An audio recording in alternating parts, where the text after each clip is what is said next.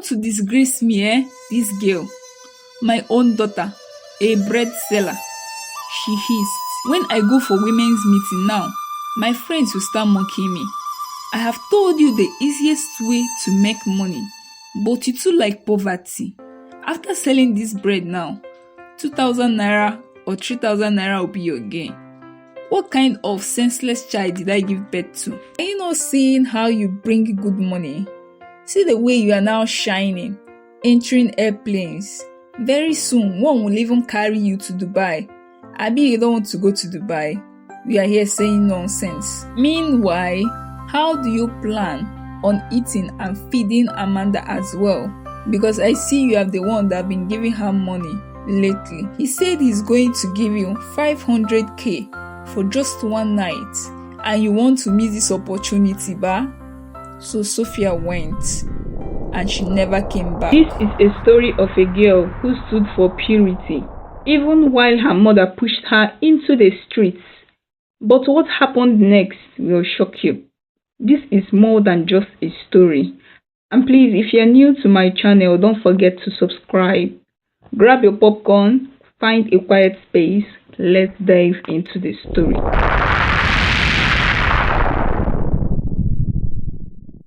Somewhere in a broken down face me I face you compound in the heart of Sapele, a girl sat by a wooden window, her stomach groaning, her eyes swollen from crying. Her name was Amanda. Just 18 years old. She had not eaten since morning, but that wasn't what hurt the most. What hurt her the most was the sound of her mother's voice in the next room, laughing loudly, with another man who was not her father. Another man again? Amanda said to herself, but she had grown used to it. Her mother, Mama Stella, was known in their area, always dressed in loud clothes, loud lipstick, and even louder insults. But something had changed recently.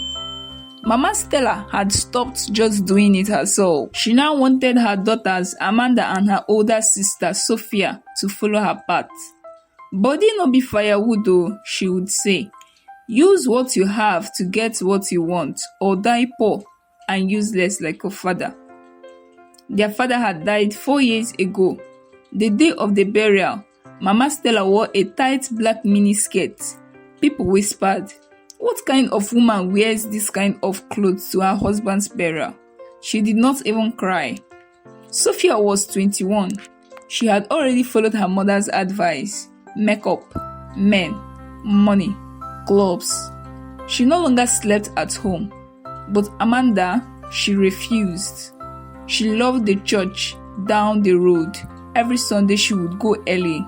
She would clean the altar. She would stay back to read her Bible under the mango tree. When she was done, she would go back home. "Are you mad?" Mama Stella shouted one day. "You want to serve your pastor, and you want to start serving him for free? When your mates are there busy riding Benz, is it God that will feed you?" Amanda did not talk. She just looked down.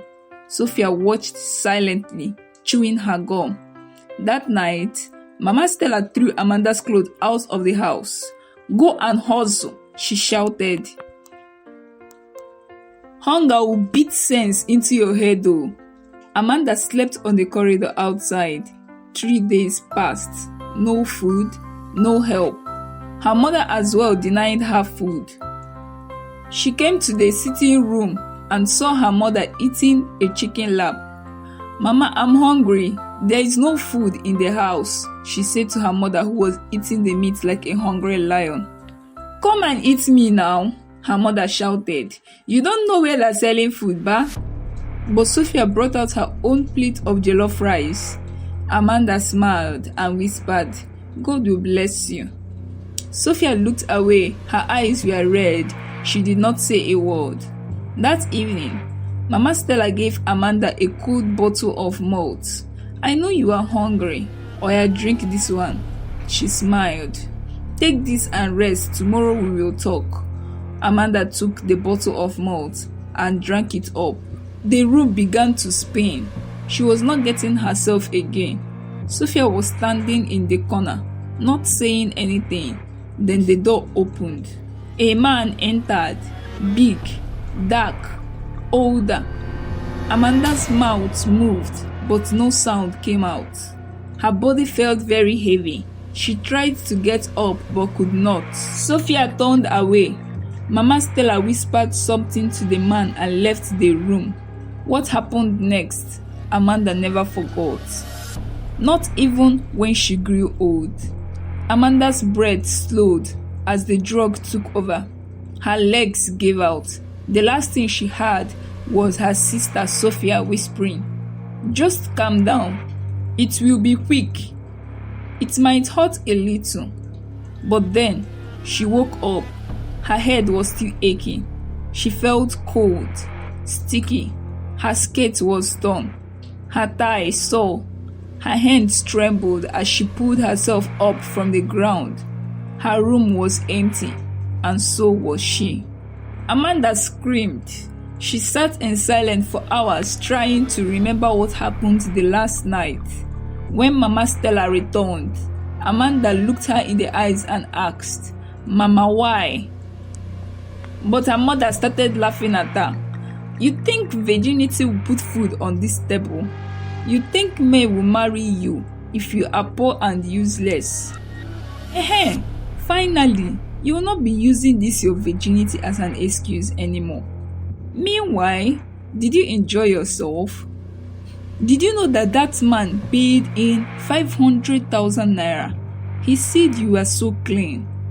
Now I'll give you plenty of chicken to eat." She laughed again. Amanda stood there crying and finally walked away. She did not speak to anybody for days. She stopped eating. She wanted to report to the police, knowing that her mother and her sister was behind the act. But again she cried because she knew that they would be locked up and only she would be left alone. Amanda rose before dawn the next day. She took the last 5,000 naira hidden in her wrapper and bought small loaves of bread for sale. She walked from house to house, shouting, "Hot bread! God bless you as you buy. Please come and buy your bread though. This is the very best bread you can ever taste." Children smiled. Mothers pitied her. Some even bought extra just to help her. But Mama Stella noticed and she shouted at her, "So you want to disgrace me, eh? This girl, my own daughter, a bread seller." She hissed. "When I go for women's meeting now, my friends will start mocking me.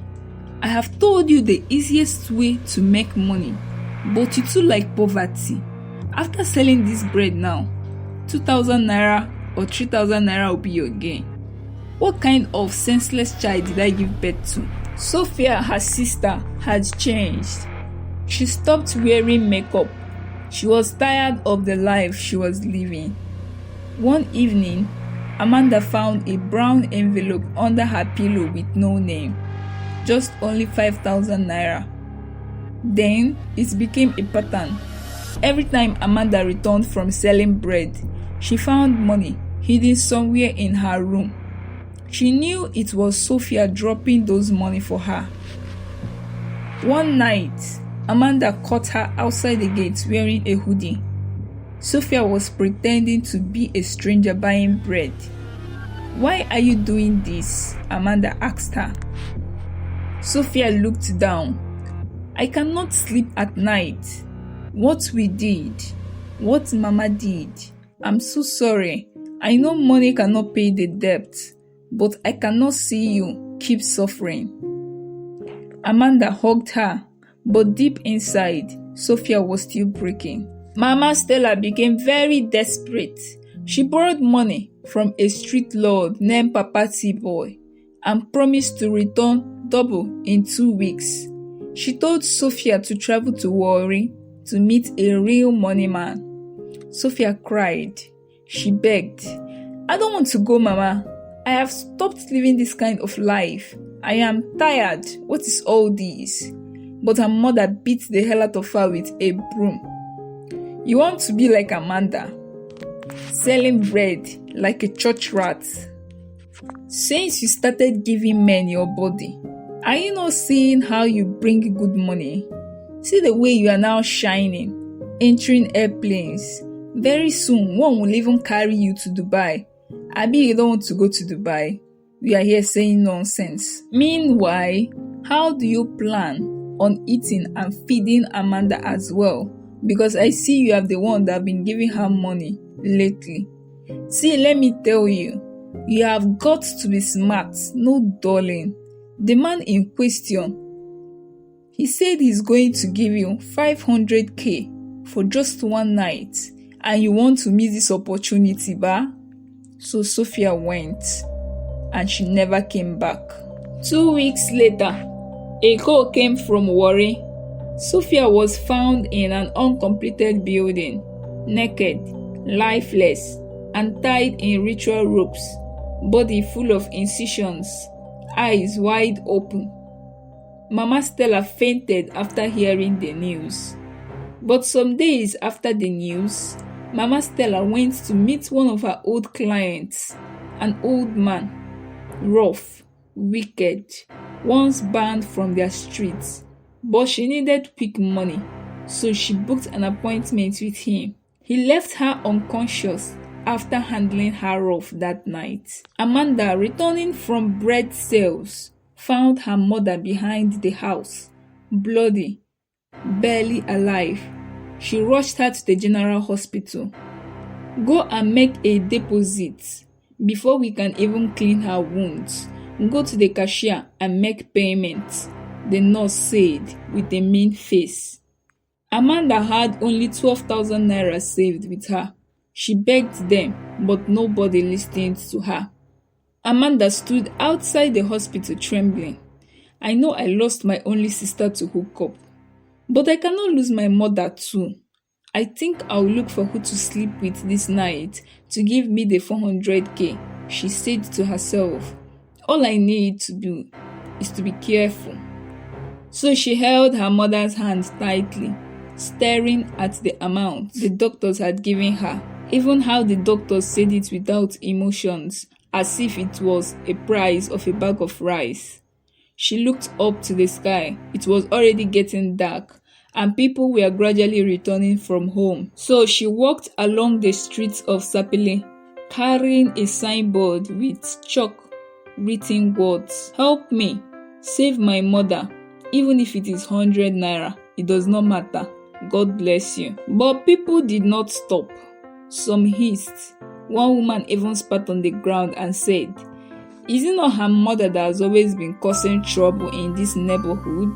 Amanda cried, but they did not pity her. So she decided to go on with her last option of prostitution. She wore a short red gown and stood on the road. That was when a black Prado Jeep pulled up.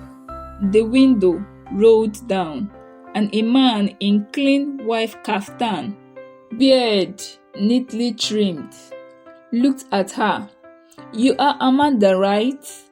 Amanda froze. Yes. Your bread is the only thing my daughter eats every Saturday morning, he said softly. She cried when she did not see you today.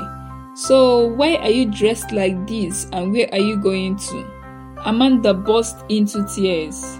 My mother, she is dying, sir. I need your help. Don't mind my dressing, please. He looked at her eyes and saw her pain. So tell me, what is really happening?